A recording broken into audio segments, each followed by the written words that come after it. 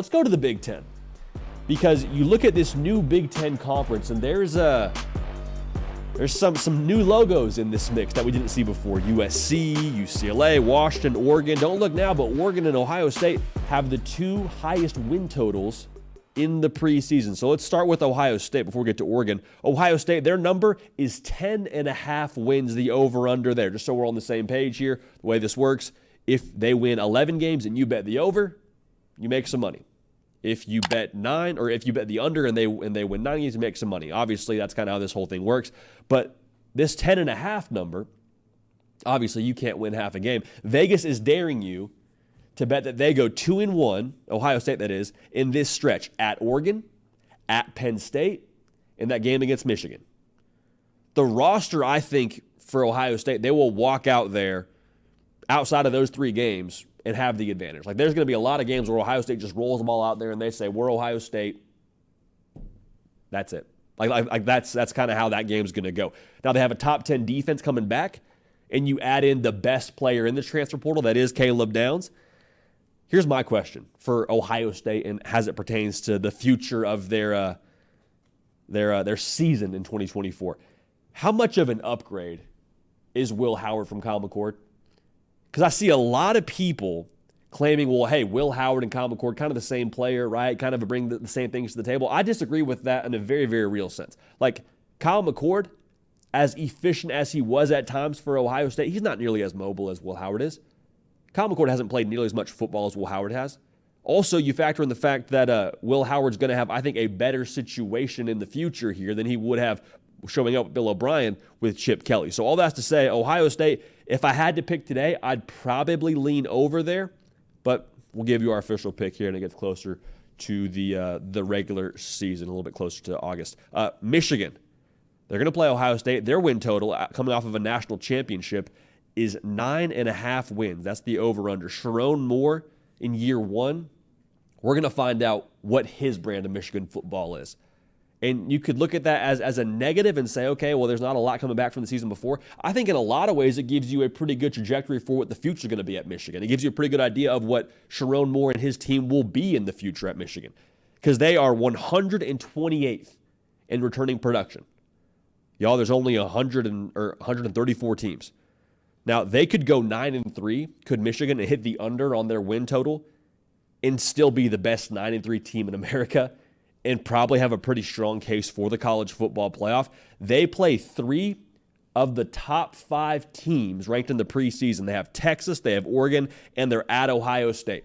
All right, so they could drop every single one of those games, depending on how it looks. I think you have a pretty solid case if you're a Michigan fan to still maybe be in that college football playoff. Now, just so we're all on the same page, this is not a third base scenario for Sharon Moore. This is not a born on third base, okay, Jim Harbaugh left you a Ferrari of a program. Like, no, that's not the case here in Ann Arbor. There's a lot of pieces on this roster to have success with Mason Graham and Will Johnson and Colston Loveland, but let's not act like this is something that's ready-made for another national title run. If they end up making the college football playoff, if they end up winning the Big Ten yet again, they will have earned every single piece of that, just so we're all aligned there. Now, Nebraska, the Cornhuskers, we talked about them a little bit yesterday. Their win total is 7.5 wins. Now, anywhere even close to that, I think a lot of Nebraska fans would be encouraged to see that, because it's been a hot minute since we made a bowl game, right? That's kind of the promised land we're looking for right here. But to win 8 games, if they hit the over on 7.5, I think the game that you circle as the most difficult for Nebraska on the schedule is Ohio State. Besides that game, October 26th in Columbus, I don't know that I'm looking at the schedule for Nebraska and just saying, yep, lost there, yep, lost there. Now, that's not me predicting they go to 11-1, but I do think it's fair to say that you look at what Nebraska was last season, and to be clear, they went 5-7, didn't achieve what they wanted to last season. But to have 5 one-score losses and to bring back top 3 production in the country from that team a season ago, and to potentially upgrade at quarterback, got to imagine that's pretty exciting in Lincoln. Now, your expectations for Nebraska in 2024, those are 110% tied to what you expect of Dylan Raiola. Because we talk about Heinrich Harburg and who else is on that depth chart in Nebraska. I have a very difficult time believing that by the time we get to October, it's not going to be Dylan Raiola playing quarterback for you in Lincoln? Like, let's just be real. I mean, he is the guy that you are placing all of your hopes and dreams on long-term at Nebraska, and I think you're going to see a lot of that in 2024. The good news for Nebraska is you don't need Dylan Raiola to walk out there and just be a game breaker.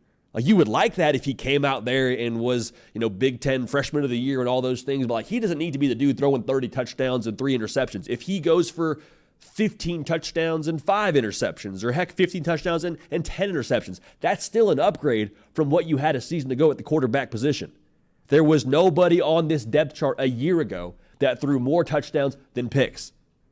And they still were in position to win 10 games. Now, they won 5 one-score losses, but just so we're on the same page there, this cupboard is stocked. Now, the Big Ten does become a little bit more difficult, but let's look at Matt Rule and his trend from year 1 to year 2. Year 1 to year 2 at Temple, 4-win improvement. All right, in Temple, they were in a much worse position than Nebraska was at this point. Baylor, they were at ground zero. There were folks in Waco talking about the death penalty for Baylor. 5-win improvement from year 1 to year 2. If Nebraska is on the lower end of his improvement from year 1 to year 2, if they win 3 football games more than the season before, 8 wins, it's hard to not be excited if you're in Lincoln. I think that's something that you would be fired up about. I mean, again, I think you'd be excited for 6 to get to a bowl game, but 8 wins does not seem unrealistic. Again, a lot of that will have to do with who's playing quarterback and just full transparency. Right now, I'd have a hard time believing it's not Dylan Raiola starting for you at some point during the season for the Cornhuskers. Now, Oregon, they are at 10.5 wins. Again, we told you before this segment, they are tied for the most preseason wins, over-under, with Ohio State. I think the conversation around them preseason is similar to Ohio State when it comes to what Vegas is daring you to do.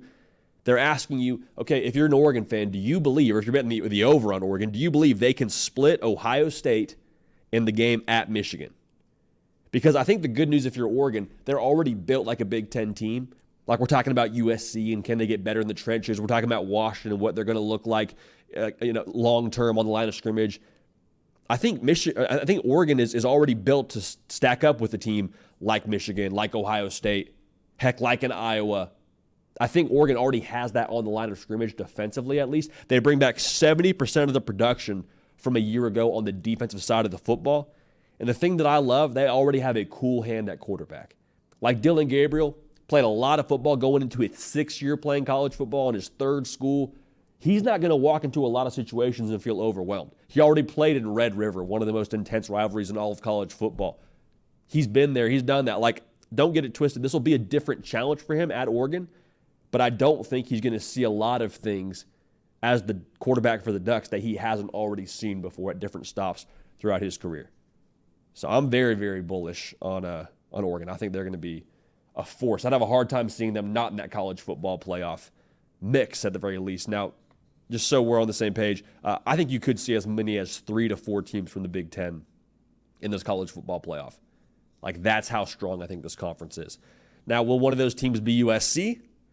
Based on this win total of 7.5 wins, that would be surprising. Vegas, to me, with this number, they're accounting for a couple of things. 1, no more Caleb Williams. 2, a more difficult conference schedule. Pretty straightforward there. They went 7-5 last year to USC, and that was with the former Heisman Trophy winner of Caleb Williams. Can you blame Las Vegas here? Can you? I mean, is this an unrealistic thing to say for Vegas that they're putting them at 7.5 over-under? They play 4 of the top 15 preseason teams. They have LSU in Vegas to start the year. They're at Michigan. They got Penn State. They got Notre Dame. Everyone and their mama is watching what USC does in the trenches on defense. Because you move into a line of scrimmage league, you kind of expect USC to have a tough time if they show up with that same effort they did a season ago. But there's a great book that I love by Ryan Holiday called The Obstacle is the Way. The Obstacle is the Way. And essentially the book just talks about this principle that whatever your issue is, whatever your deficiencies are, it's unfortunate, but you can take those deficiencies and turn them into a positive. I think that could be USC here. Because you want to change the narrative around, USC, they're soft, they don't play defensive football, they're not good on the line of scrimmage. Go win 10 games in a line of scrimmage league that is the Big Ten your first year there. That'll change the way that people talk about you real quick. And they're already making some moves on this staff to try and improve themselves defensively. Obviously, have a new DC in Dan Lynn. We talk about Eric Henderson a fair amount on this show. I like where USC is headed overall. I think USC is in good shape, and I'm curious to see where they end up at the end of November with that over-under win total at 7.5. Penn State, we'll move quickly here. Their over-under is at 9.5. If you're Penn State, this is the year to break that 10-2 conversation, to no longer have to deal with that whole, oh, well, they're only going to win 10 games, and that's going to be who they are every year. Like, no Michigan on the schedule, no Oregon on the schedule. Their toughest games are Ohio State. We'll see what USC is. They got to go to LA. They are top 25 in the country in returning production.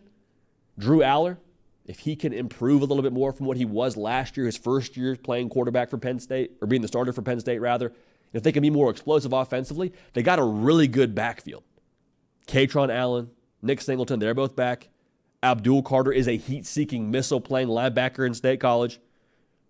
I think Penn State, if there was a year to break that 10-2 stigma, I think there's a path to do it here with the schedule and with what they have on this roster. Because just so we're on the same page, it's okay if we were all a little bit early on Penn State, because last year you weren't sure what Ohio State was going to be with a new quarterback, and there was a lot of talk around Michigan and the whole sign stealing scandal. Would that throw them off their game?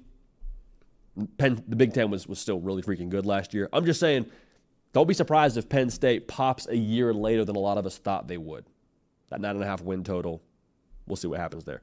Last one I want to get to, Washington. They're at 7.5 for their over-under preseason win total. Very bizarre to see a team that played for a national championship have a win total right around 8 to 7 wins. This is a result, I think, of obviously being in a more difficult conference. That is the Big Ten. Also, they got hit pretty difficult with just the triple crown of the Saban ripple effect, losing their head coach, the NFL draft with Michael Penix Jr., Rome Odunze, and other pieces going to the league, and the transfer portal when they lost Kalen DeBoer. They bring back 19% of the production they had a season ago on offense. That is the lowest percentage in the country. New head coach, new quarterback in Will Rogers, who a guy that we're quite frankly pretty high on here on this show. Let's wait and see on Washington, but I just wanted us to touch on that number a little bit because they played for national title. 7.5. 7.5 wins. A little bit bizarre to see, but hey, that's the world we're living in when it comes to college football. So get at me on social media. Let me know what over-under win total intrigues you the most. Heck, feel free to call your shot as well in terms of which win totals you think you got a feel for. Hey y'all, thanks so much for watching. Subscribe to the channel here to make sure you don't miss an episode of The Hard Count. Also be sure to check out other videos on the On3 YouTube channel.